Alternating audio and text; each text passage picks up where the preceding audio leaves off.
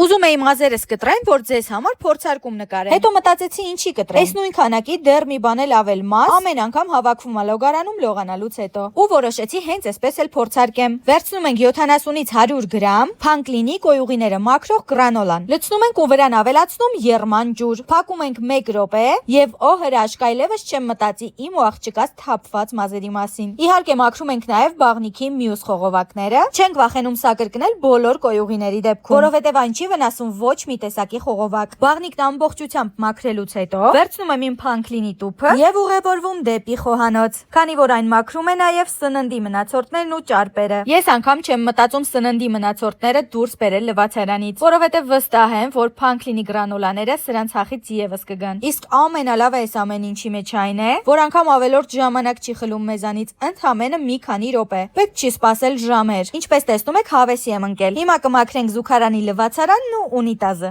Դե իհարկե բոլոր խողովակների մասին հոգ տանել է պետք։ Պատվիրիր Փանկլին, եթե ուզում ես մաքուր, անհոտ ու առանց խցանումների խողովակներ։ Կարծում եմ սա պարտադիր գնում է յուրաքանչյուր տան ու տնային տնտեսուհու համար։ Իսկ ես իհարկե խոզություն չեմ անի եւ կտամ ձեզ արտիկուլը։